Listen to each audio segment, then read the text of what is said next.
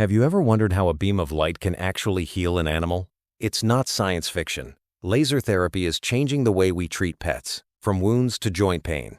That's exactly what we're diving into today. I'm excited to break down the science behind laser therapy in veterinary medicine and why it's not just a fancy flashlight.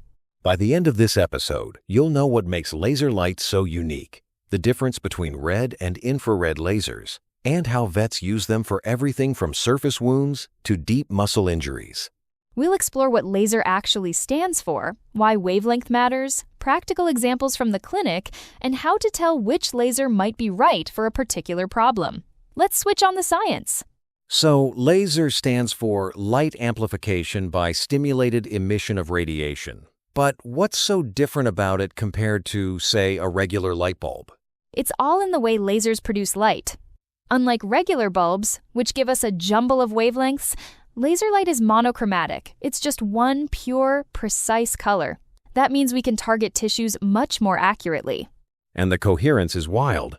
All those light waves travel in perfect sync, like a marching band stepping exactly together. That's how lasers deliver energy so efficiently. Plus, lasers barely spread out their parallel beams can go deep into tissues without losing focus. That's why they're so useful for medical and therapeutic uses, especially in tiny animals where precision matters.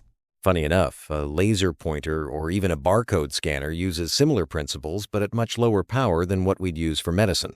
Right, but ramp up the power and you're looking at CO2 lasers that can cut metal, or in surgery, slice tissue with incredible accuracy.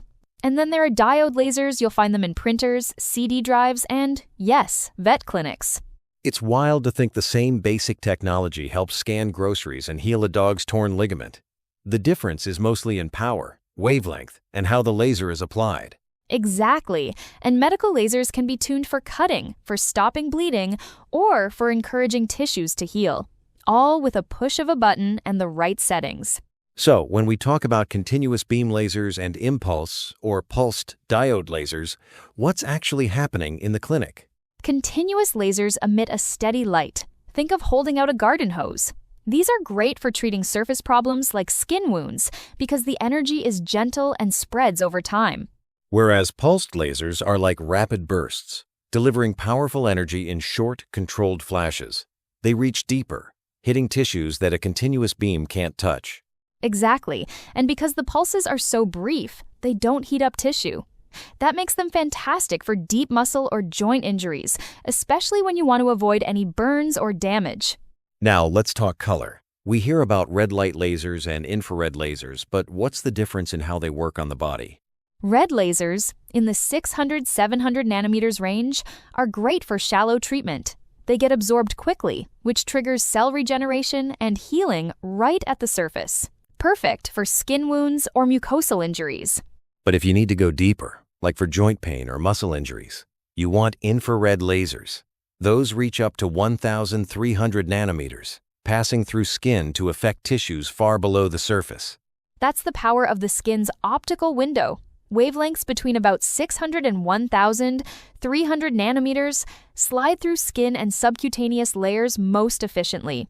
Anything outside that range gets lost before it can help.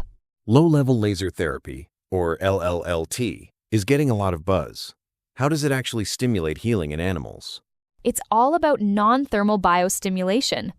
LLLT uses those precise wavelengths typically in the infrared range to energize mitochondria, the cell's powerhouses. That ramps up ATP production, kickstarting tissue repair. And with settings like 200 nanosecond pulse width at 4 Hz, it delivers the energy gently enough not to overheat or damage tissue.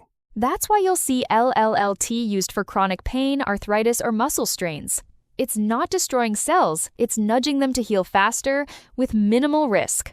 Let's wrap up with a few takeaways. First, laser therapy is all about using targeted light, monochromatic, coherent, and parallel for precise medical effects.